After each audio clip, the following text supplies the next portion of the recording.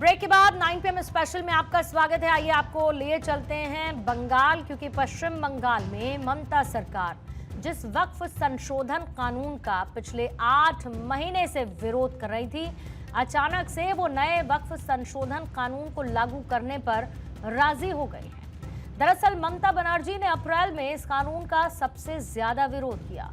इसे मुस्लिम संपत्ति पर अतिक्रमण केंद्र के दखल के तौर पर पेश किया और यह बयानबाजी बंगाल के मुस्लिम वोट बेस को संदेश देने के लिए थी। लेकिन अब पश्चिम बंगाल सरकार ने केंद्र का नया वक्फ कानून राज्य में लागू कर दिया है। इस फैसले को राजनीतिक रूप से महत्वपूर्ण माना जा रहा है, क्योंकि ममता बनर्जी ने इस कानून का खुलेआम विरोध किया, सार्वजनिक रूप से घोषणा की। मोदी सरकार की तरफ से विधेयक पेश किए जाने के बाद राज्य में बड़े पैमाने पर विरोध प्रदर्शन भी दिखे। किस तरीके से ममता बनर्जी ने इस नए वक्फ संशोधन अधिनियम 2025 का मुखर होकर विरोध किया था और ये कहा था कि भले ही गोली मार दो, लेकिन मैं पश्चिम बंगाल में वक्फ कानून को लागू नहीं होने दूंगी। लेकिन फिर अब अचानक से उन्होंने गुपचुप तरीके से इस कानून को लागू भी कर दिया।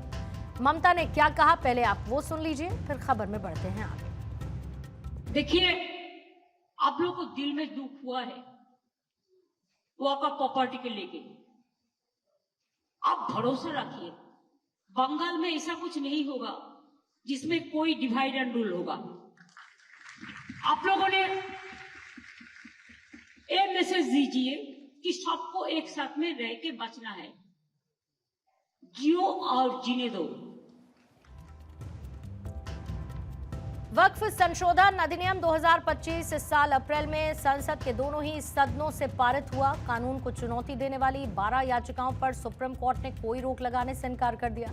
इसका मतलब ये कि केंद्र का वक्फ कानून पूरे देश में अनिवार्य है और सभी जिलाधिकारियों को लिखे गए एक लेटर में पश्चिम बंगाल माइनॉरिटी विकास विभाग के सचिव ने राज्य की वक्फ प्रॉपर्टीज की जिलेवार जानकारी निर्धारित समय सीमा तक, एक डेडलाइन तक, जो सेंट्रल पोर्टल है उस पर अपलोड करने के निर्देश भी जारी किए थे। ममता सरकार ने बिना किसी सार्वजनिक घोषणा के आदेश जारी करते हुए कहा कि सभी जिलाधिकारियों को राज्य की वक्फ संपत्तियों का पूरा डेटा UMID पोर्टल पर अपलोड करना होगा, वो भी 5 से 6 दिसंबर की तय समय सीमा के भीतर।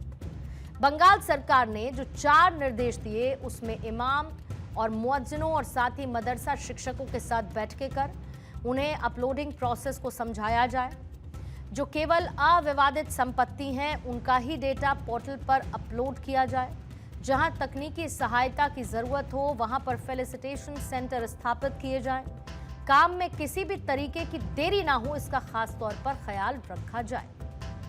82,000 वक्फ प्रॉपर्टीज की जानकारी 5 दिसंबर की डेडलाइन तक सेंट्रल पोर्टल पर अपलोड करने के निर्देश भी जारी कर दिए। अब ऐसे में मौजूद सवाल ये कि ममता बनर्जी आखिर बंगाल में वक्फ बोर्ड कानून को लागू करने पर झुक क्यों गई? अगर इसकी 3 बड़ी वजह जो समझ में आती हैं, उसमें पहली है सुप्रीम कोर्ट से कोई राहत नहीं मिली, क्योंकि कोर्ट ने कानून पर स्टे लगाने से मना कर दिया। दूसरा, केंद्र की सख्त डेडलाइन थी, 6 दिसंबर तक डेटा अपलोड न करने पर कानूनी मुश्किलें बढ़ सकती थी। और तीसरा, वक्फ बोर्ड की जवाबदेही बढ़ाना, यानी उनकी अकाउंटेबिलिटी तय करना। नए कानून के बाद सारी संपत्तियां डिजिटल रडार पर आनी तय। अब ममता दीदी के वक्फ बोर्ड कानून पर यू टर्न पर केंद्रीय मंत्री सुकांत मजूमदार ने कहा कि कोई भी कानून जो संसद से पारित हुआ उसे हर किसी को मानना पड़ेगा।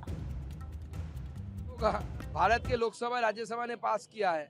भारत का संविधान कहता है कि भारत का लोकसभा और राज्यसभा अगर कोई एक्ट को बनाता है, उस एक्ट को सबको मानना पड़ेगा। तो वक्फ कानून 2025 को संसद में पहले पास किया गया और फिर राष्ट्रपति द्रौपदी मुर्मू ने इस पर हस्ताक्षर भी कर दिए, यानी कि इस अधिनियम ने कानून का रूप ले लिया था। लेकिन आलोचक ये कहते हैं कि वक्फ बाय यूजर कॉन्सेप्ट को खत्म करता है, गैर मुस्लिमों को बोर्ड में जगह देता है और इसके साथ ही ASI प्रोटेक्टेड साइट्स पर वक्फ क्लेम अमान्य करता है। ये तमाम विरोध थे जो उस दौरान दर्ज कराए गए थे।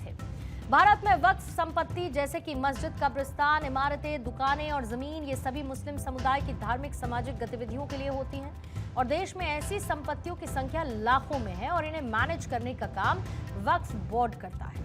अब नए वक्फ कानून में क्या बदला है आप ये भी जान लीजिए। एक तरीके का रिवीजन है, क्योंकि ये नया कानून 3 बड़े बदलाव लेकर आएगा, जिसमें सबसे पहले डिजिटल रिकॉर्ड। जितनी भी वक्फ की प्रॉपर्टीज हैं, कंपलसरी उनका डिजिटल रिकॉर्ड होना चाहिए। हर एक स्टेट को अपनी वक्फ प्रॉपर्टी का डेटा देना होगा और केंद्र की जो UMID पोर्टल है उस पर अपलोड भी करना होगा। इससे किसी भी संपत्ति को छुपाया नहीं जा सकेगा। लेकिन यहाँ पर 2 तरीके के विचारों में एक टकरार दिखी। जब एक पक्ष ने ये कहा कि जो वक्फ बोर्ड कानून के पक्ष में थे कि कानून पारदर्शिता लेकर आएगा, किसी तरीके का कब्जा है तो उसको हटाएगा, भ्रष्टाचार को खत्म कर देगा, जबकि जो विरोधी थे उनका आरोप था कि केंद्र वक्फ बोर्ड और मुस्लिम संस्थाओं पर नियंत्रण बढ़ा रहा है और यही वजह है कि कई राज्यों में इसका विरोध भी देखने को मिला है। बहरहाल ममता बनर्जी ने इसे अपने राज्य में लागू कर दिया है।